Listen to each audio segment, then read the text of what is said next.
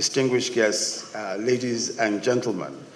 Let me say first that it's a pleasure to be here again at this year's National Economic Summit. And I bring you warm greetings from President Muhammadu Buhari, who sends his best wishes for successful deliberations at this meeting. The annual Economic Summit occupies a special place in our national economic dialogue and is at once a statement of the priority that we attach as a government to close collaboration between the government and the private sector. And at the same time, it's an opportunity for us all to engage in meaningful discussions on the national economy. Our policy of partnering with the private sector is also born out of common sense and reality. While the federal government, on its part, is determined to build a modern economy, its ability to do so is limited by its financial capacity. Its annual budgeted expenditure of 7 trillion naira is only a small part of what is really a multi-trillion naira economy. The private sector is clearly a bigger contributor to the economy. And it follows that the private sector must be enabled and encouraged to play its decisive role if our development efforts are to succeed. In the period since the last economic summit, the Economic Recovery and Growth Plan was articulated and adopted. And this dynamic document, which was developed through extensive consultations with stakeholders, lays out our national economic priorities over the next 3 years with a short-term focus on getting the economy out of recession and placing it on a trajectory of sustained inclusive growth in the long term. Several issues were raised at last year's economic summit, and in keeping with our commitment to keep faith with the work of the summit, we've taken several significant steps in response to the specific issues that were raised last year. Let me just speak of a few of those issues. First, the economy, of course, as you know, has returned to the path of growth after a continuous slide from 2014, and it's now well known that we exited recession in the second quarter of 2017 with a modest GDP growth rate of 0.55%. While inflation has similarly declined continuously from its peak of about 18.6 in January 2017 to about 16% today. Second, last year there were concerns about availability of foreign exchange and the rapidly deteriorating exchange rate. The situation has been turned around and stabilized. Foreign exchange reserves have risen to over 32 billion, and end users have increased access to foreign exchange, partly due to increased export earnings and remittances, as well as the introduction of a dedicated transparent window for investors and exporters, NIFEX. The results have been encouraging as the inflows of capital in the second quarter of 2017 have risen to about $1.8 billion US, which of course is almost double the first quarter of this year at about $908 million. Third, another issue of great concern last year, which has been resolved, was the loss of a significant amount of oil production. At some stage last year, we were losing up to 1 million barrels of oil daily.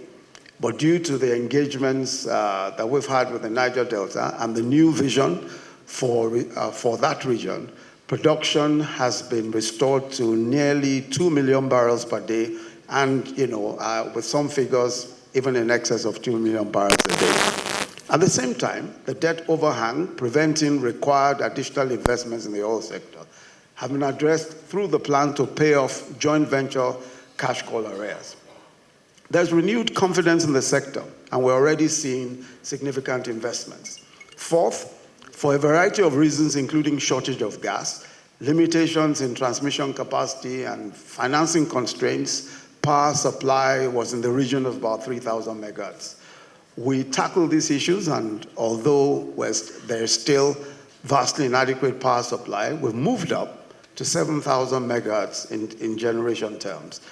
We are at the moment dealing with the constraints in distribution with two notable policy interventions.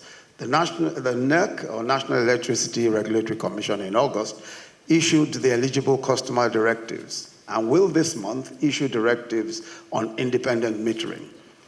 The eligible customer regime allows willing seller, willing buyer arrangements in the sale of power, while the independent metering directive allows independent entities from registered power distribution companies to sell and install meters and to customers and be paid directly as collections are made from metered customers. This will break the distribution gridlock, and there's good cause to believe that we will not just achieve our 10,000 megahertz projection envisaged in the ERGP, but also be able to deliver the 10,000 megahertz. Fifth, we undertook to begin the process of diversifying the economy, leading with the agricultural sector.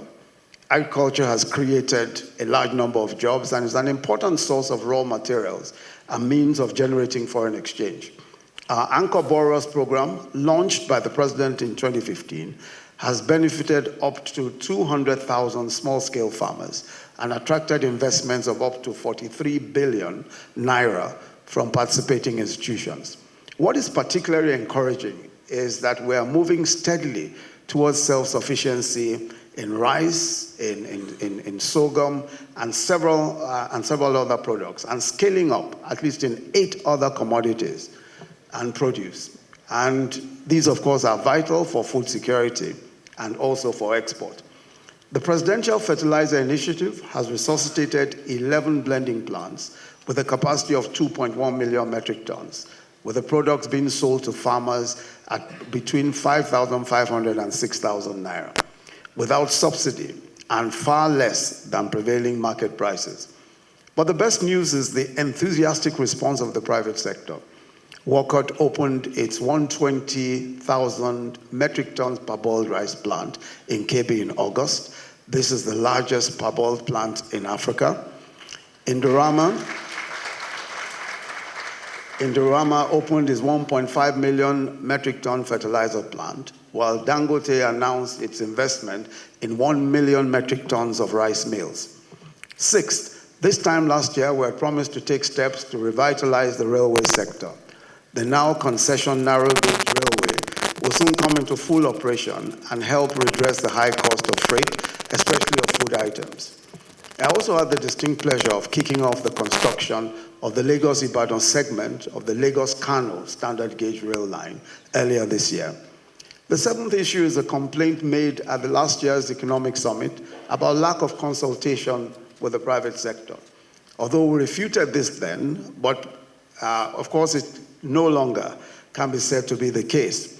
The Industrial Policy and Competitiveness Advisory Council, which I chair, consisting as it does of leaders of the public and private sector, is an excellent example of government-business cooperation and is contributing through various recommendations to addressing the challenges facing the manufacturing sector. Moreover, we have now had several sessions of the Presidential Quarterly Business Forum, which enables an exchange of views between the federal government and the organized private sector. The last meeting, we had a very useful interaction between the private sector and heads of the regulatory agencies on how to improve the business environment. This leads me to the 8th point, which was raised last year.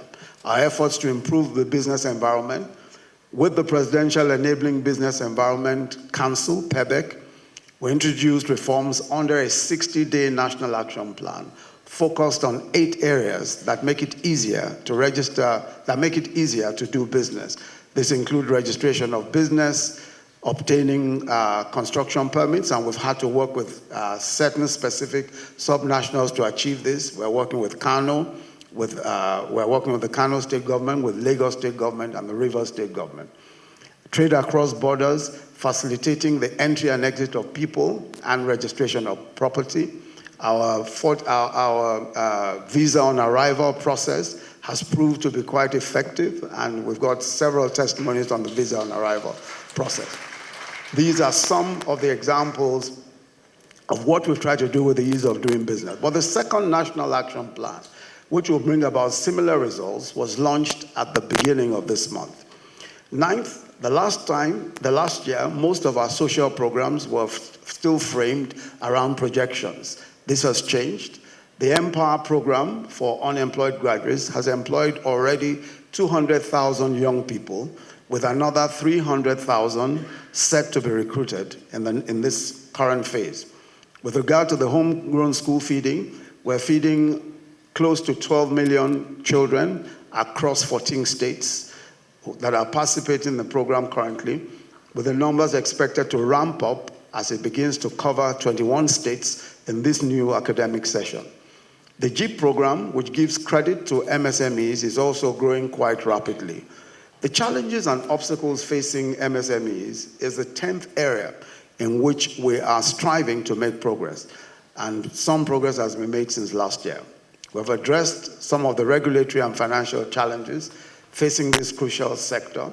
The national MSME clinics have been taking place across all the states in a systematic manner, and has helped several thousands of MSMEs to engage with regulators, such as business and product registration issues, access to finance, export requirements, amongst others. In addition, an executive order promoting local content in government procurement has been issued, intended to give preference to Nigerian small businesses in specific sectors.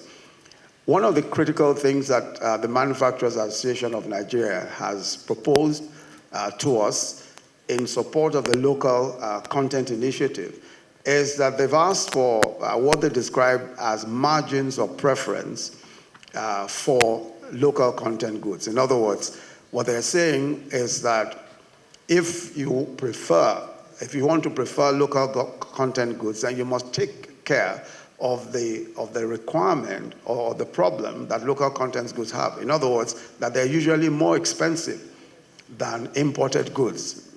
And so we have to take care of that by what they describe as margins of preference. So if a local content good is 35% more expensive than an imported good, we still will buy the local content goods. That's the sort of proposal that they are making. Now, we're looking at that proposal, and we're looking at, especially at the percentage for procurement purposes. But we do agree with the principle that if we're going to promote local content goods, then we must find ways of preferring them to import. And we think that the margins of preference is a sensible way to do so.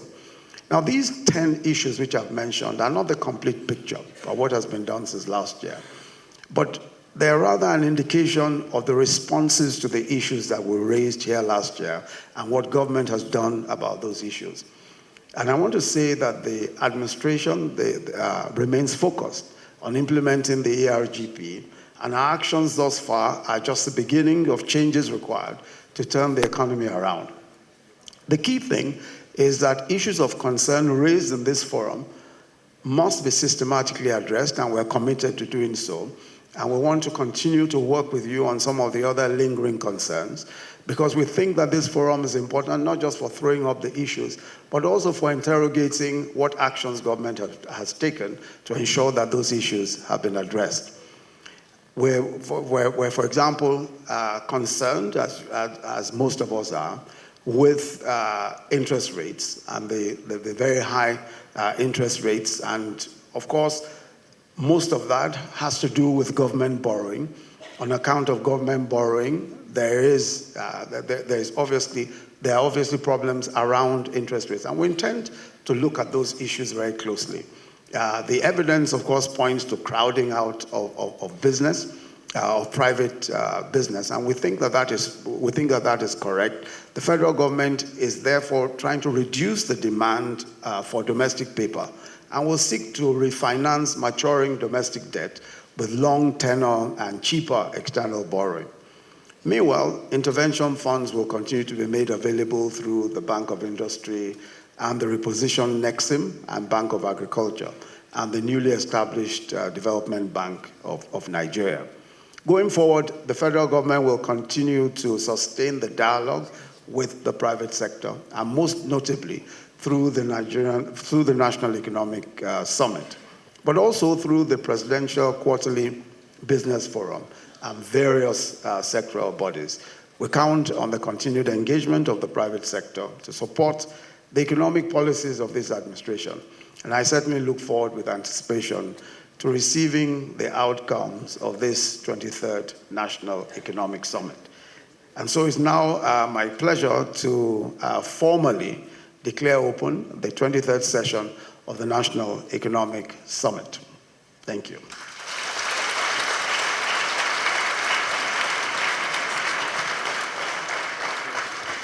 We appreciate you, Your Excellency. Thank you very much. Thank you.